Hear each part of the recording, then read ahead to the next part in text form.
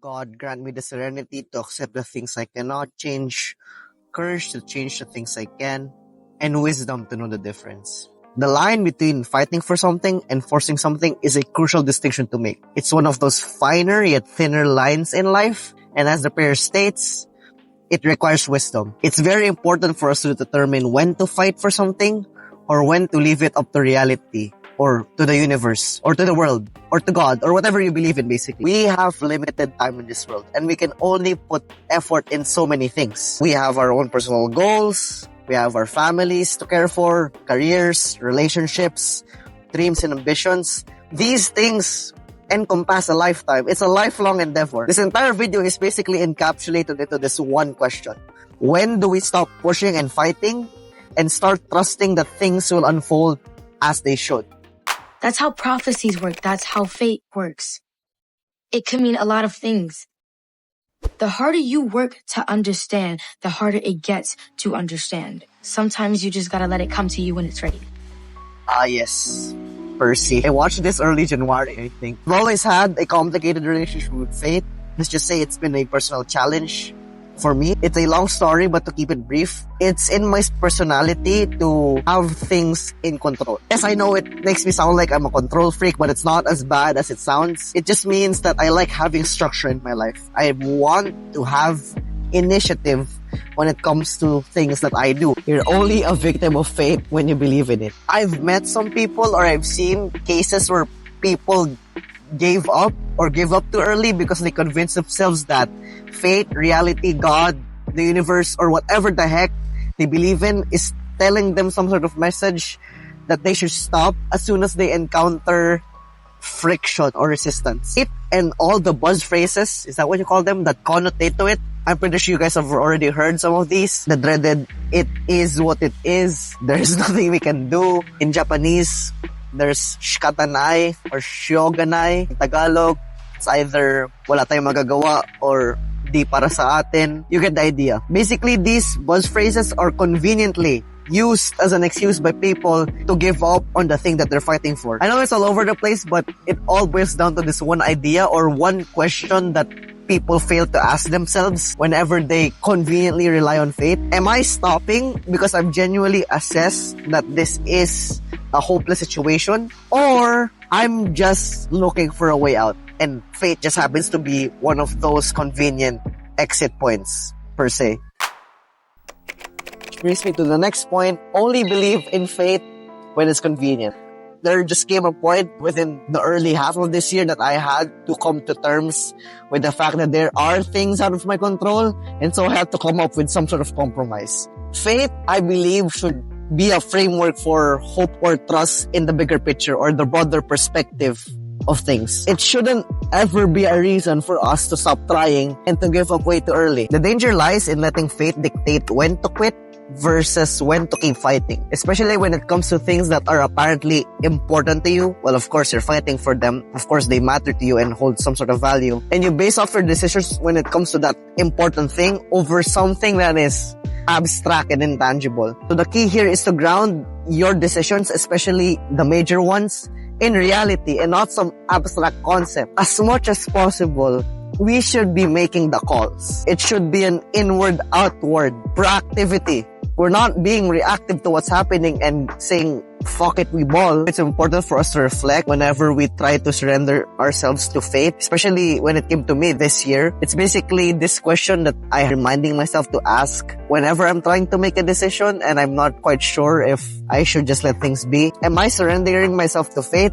Or am I simply avoiding the responsibility of the outcomes? It should only be utilized as a way to find peace when we have no control over outcomes and not just some convenient way out of our responsibilities and our fight per se.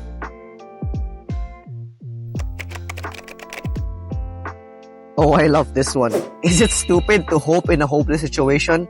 Another fine line in life we can observe is the line between determination and desperation. When exactly do we know when we're fighting for something or when we're forcing something? The distinction or the difference lies in the energy you bring to the situation. Whether it's coming from desperation or determination. This is where I myself had trouble with. We enter this gray area. What if the difficulty is just a trial? I mean, it's not new. Sometimes the adversities in life or in the pursuit of something great is simply a test to prove your commitment and whether or not you're actually deserving of getting whatever you're trying to fight for. But you have the other side of the coin, which people warn us about, is that oftentimes when you're facing this much resistance, it's a signal that this path isn't meant for you. And the best I've got in order to determine whether it's the former or the latter is, I know this is gonna sound very cliche, but I've got nothing better. Self-awareness and reflection. So how can we tell? First, values alignment. The things or actions that you do in pursuit of that goal or while you're in the fight are grounded in values, your values. So even at times when things become painful, they still feel purposeful because they're aligned with who you are and what you need to do. Another big clue is your inner dialogue or your inner voice when you're facing adversity. When it's a fight, there's often a voice that says, yes, it's terribly hard and we're suffering, but deep down we know it's worth it. On the other hand, when it's forcing, the voice is often mixed with fear, guilt, and sometimes even obsession. You'll hear your inner voice saying phrases such as, oh, I can't stop, or I'll lose everything. If I stop now, I'll die. Basically the danger of should. And if those shoulds come from within you, then you know something has to be wrong. And of course, lastly, you have external feedback. Are the signs or the trials pointing towards progress? Are the obstacles teaching you something productive? Or are they consistently draining your capacity to live well? Instead of asking, should I fight or stop? Try asking, what is this teaching me? Like I said, I myself had to find that balance. So I'm leaning towards the fact that yes, we can believe in fate, but we must also take responsibility for our own actions. Fate should never be a reason to give up on things, especially for things that truly matter to us. But we should also be aware when something is draining your soul. It goes both ways. Reference to the last video, watch that one. We can trust the process, but we should never ever let go of control entirely. We have to take into account both effort and obviously our own limits and boundaries. Because again, like I said in the initial part of this video, we can only put so much effort and the time we have in this world is frustratingly limited. You have to know when to step on the gas and when to step on the brakes, which takes wisdom and time. And that's alright. Faith in fate. Of course, during the time that I was having trouble with this, I wouldn't necessarily call it dilemma or a crisis, but it's a concern. I approached one of my, let's just say, mentors in my college life. He basically told me that when you're passionate about something or you're truly committed towards a goal, then it should be easy as breathing. I know it sounds wrong because that's what I said. How can you make something so difficult be easy as breathing? You're supposed to face conflict. You're supposed to feel the pressure of adversity. Like I said, it's friction. And he said to me that it's not like it's actually as easy as breathing. You just have to want it as much as you need to breathe. So you have to make it as easy as breathing, even though it's terribly difficult. Does that make sense? I thought it would be great to put it up here because this is one of the advices that, let's just say, resonated with me this year. I asked as a follow-up question, okay, when we're passionate about something or when we're really into something, we should make it as easy as breathing. But what if that thing suffocates us? How do you make something that suffocates you easy as breathing? The then job, for example. How do you make that as easy as breathing? How do you know when to stop the fight? He said, and he actually got this from Spider-Verse, which I unfortunately haven't watched yet. 2026 Homer, I'm counting on you, but no pressure. He basically said that it's a leap of faith. The answer to faith can oftentimes be found by simply having faith in it.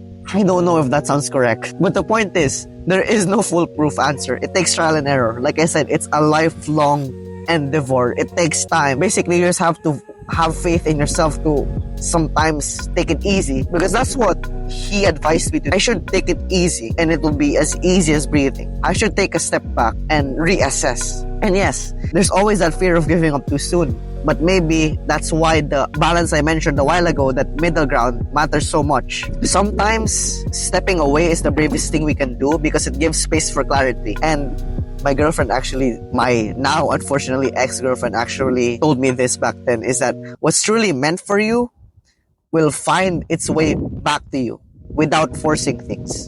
And I think that's what Ocean is also trying to tell me. I just have to have faith in faith.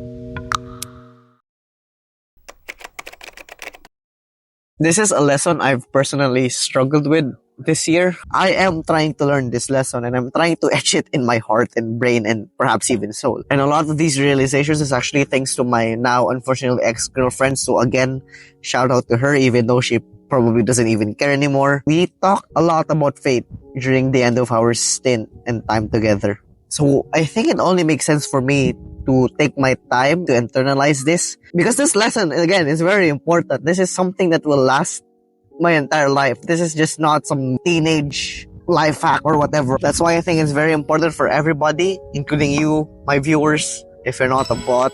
Let's make this a little interactive because I know that there are actually real people watching my videos now. So I don't know, go down the comments below. I can't believe I'm doing this now. This is so YouTuber. How do you distinguish between what's worth fighting for and what's better be left up to fate? What's your threshold? And if you haven't really thought about it, think about it. I know it sounds harsh. I know it's demanding. But again, as I've mentioned, it's one of those thin yet very fine lines in life. And if you have this figured out to some extent, then I think it's one of those keys to success that most people don't really talk about. Being able to develop a scale to determine whether to pursue something and when to change gears and move towards another direction. That's an incredibly valuable skill that I want to perhaps master someday. Again, to summarize this, I have no idea how long this video is now. When you fight for something, it comes from a place of clarity, value alignment, growth, and of course, genuine desire and passion. Forcing something comes from a place of fear, insecurity, sometimes even obsession. Again, I know it's very difficult to determine which is which. Am I obsessed or am I just deeply passionate? Am I desperate or I just have determination? If what you're fighting for helps you evolve and remains true to who you are and your authentic self, even at the cost of temporary pain and at times unbearable amounts of suffering, it's most likely worth it, no matter how long it takes. However, if it strips you away of your authenticity and it compromises your core values, this for me is the most important part. If you're gonna take one thing away from this video, it's going to be this. If it compromises your core values, then it's probably forcing. That's also a message for you future homers because I know you'll have trouble with this. So that's all for me for today's lesson. Hopefully the audio sounds better now. As you can see, I have a mic. The wind is terrible. I might look for another recording place. But I love the sunset. Look, wait, shit. I mean, look. Who would pass up on a view like that? Again, thank you guys for watching. I hope you learned something from my lesson. I learned this one before. Don't know if that's grammatically correct. Peace. I'll see you on the next one with the next lesson. I'm not sure when the next one is coming at this point.